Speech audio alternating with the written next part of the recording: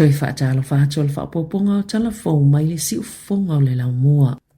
O le tasi o vai tolo o tangata New Zealand, e lalo I folta I lima se lau tāla le te leo le tupe teu, pion whaali el tupe le Westpac, mai pito silo na afia I au kilani ma Northland, na ilo isi vaeng o le atunu, na whaali ni whaamomonga fau o le Westpac, o lo pito ma walunga lava Canterbury ma Otago, I tupe teu po o tupe whaasau, e ta iluas fuluvalu pasene o tangata e teu tupe le Westpac I Canterbury ma Otago, e ta imasina lava ma teu alato tupe, mai pito silo fo ina mawalunga leo fa ingo lato tupe teo, pe a fua ile fua o ngā tutonu, e tu salea ma le faa fe lua se lau tā la, o I tu malo fo ia, e pito silo ina mawalulunga fo numero tangata, e iaia lato tupe fa sao, e tu salea ma lata isfulu lima fe tā la, pe silia tu foi, e tu ufa afia ngaila ma au kilani fa pia Northland, ona e na oli lua sifulu pasene o tangata, e teo lava lato tupe masina uma, ai lalo I fole afe lima se lau le pāleni, o tupe fa sao, I lona o te lenga, e tolu ono pasene o tangata New Zealand, e lalo I folta I lima se lau tā lato pe wha sao, e na ole tolu walu pasene o tangata e teu le Westpac a lato tupe, e lunga atu ole ta I wha se fulu afe tā la, a lato Kiwi Saver.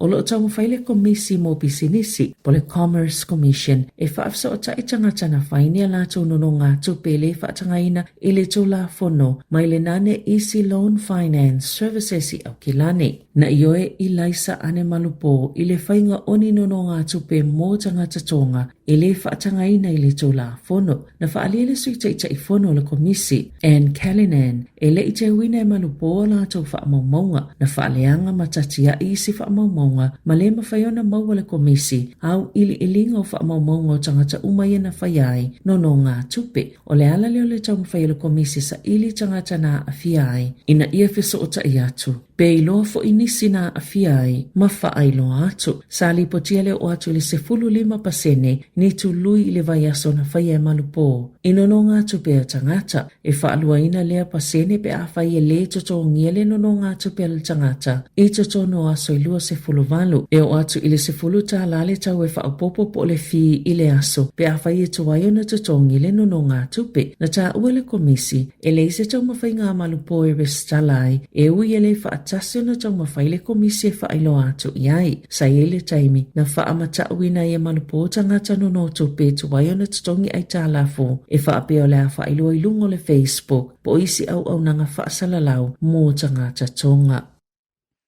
Ua maulia leo au se talia se tau le a New Zealand ina ua mawaini ata video ngā yo inga te e matautia I lunga o lana telefoni na whaalia leo Australia e luas fulfatau sanga le matua o le tau le ana tā hofi I le malai waale le Perth mo le su enga o ana ato I le asonga fua ina ua tau no umaisa na whainga malanga mai atu no oi fafo e au fieni ata videos o nios whainga whaatialo lisi Sāmoa e lana telefoni ni ata videos o nios whainga whaatialo lisi e au fiele whaau o le oti I atu no I whafui ni whaatinonga matautia, whapei mātau whaailoile ngau singa o au upenga, e pei o pomu I totono o whale. Ua taliaina e pule a onga tō langalua, le ofo na malo ili si itanga o lātou tutongi, e tu sae masa lātou whiutanga inga, o le to atele lavo sui o le iuni a le NZEI, sa palo ta e talia le ofo, na tu ina atu la matanga luenga o a onga, e lua te sima le 5%, le si itanga o le afa avave na tu ina atu, whaopopo iai ma le lua te sima le 10%, I te tono le isi se fululua masina o lumanai, o lo o awhiai fo isi alauni e se fululima fe Tala, ona o le telo ngā luenga pule a onga, mai le whaatinonga o suinga le malo I le kuri kalama, po o le polo kalame whaatulanga ina moa o onga. Na sauno le minista wa onga Erika Stanford, o le tatongi whaavae mo le taita inga I le tusi, whaitau tusi malinu mera, o le asi iti ele se fulu afe Tala I le tausanga, e tu sai male mali lienga na ia ta ua foe, o le mali lienga le ua whaia I tatongi, o ni suinga le lei ma le ta ua I tatongi o pule a onga, whaapia I male tūlanga I a lātou ngā luenga. Ua saini le komesina o New Zealand mo le puipuinga o le tūlanga patino o le taito atasi, i se whaamatalanga tu whaatasi i le lalolangi o lo o whaaleo aini popolenga e winga i ata o lo o mawhaiona whau o le poto whaafolinga o masini po le artificial intelligence mo ua wala au fo i whaala potopotonga ina ia muli mausita ai le tūla fono o atu ngalunga o lo o whaaleo inai e whaatatau le inia a fianga iona mawhaiona tutupu. Mai le whaonga sise o le AI mo ua wala awai ina ia whaia ni puipuinga matula fono e tuto atasi le ofisa o le Privacy Commissioner ma o lana matawhaioi o le whaamauti noa o lo malama mai loa le lei e whaala potopotonga a iainga mo le puipuinga o tūlanga patino o tangata taito atasi o whailoa atu ngalunga le whaatuptupla ia peo le whaonga o ata o tangata moni a e sui le AI po le poto whaafolinga o masini wa ta ua e whaapea e le ofina we sui ei tūla fono New Zealand ua iai nei peitai e ono mawailawa noa e tūlei mauna i malo siele malo ina i o lātou sila fia le tūla i mai o ne mea fōu au whaawa wai o na tele le whaonganga o le AI.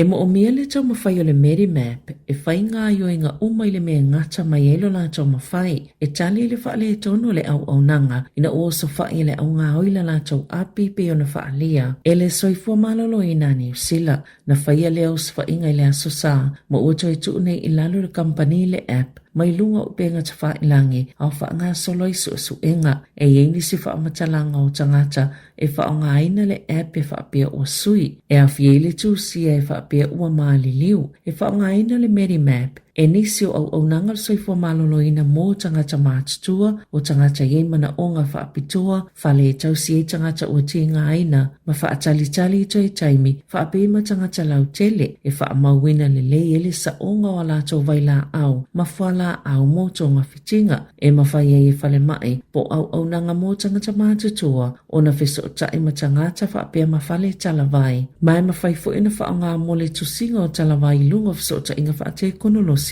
e au fie ma wha maumonga tuai o whala au ma vaila au a tangata.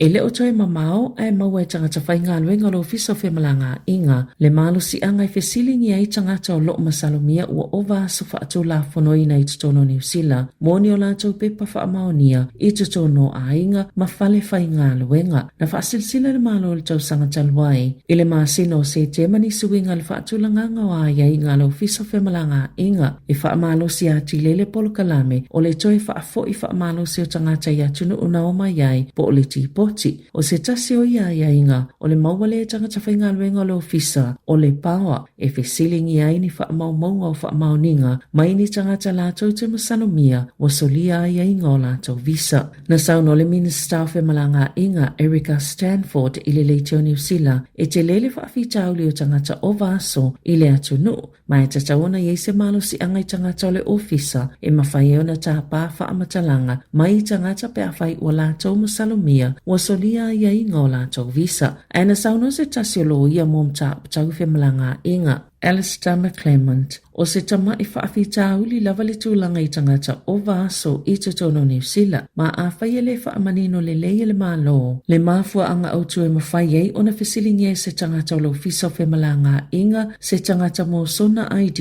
o le aono o ai lava i se tūlanga o le whesilingi atu ai matangata citizeni New Zealand o lo whaatino lātou ngāluenga māsani i tutono a inga po o whalewhai ngāluenga. Ina ia tu ina atuni o lātou whaamauninga po o ai i lātou. E wholasia le mālol tu la whono al palemene al masina fōu ma le whaamoemoe ngai pāsia e vea mtu la whono a o le imai a le nei baia inga.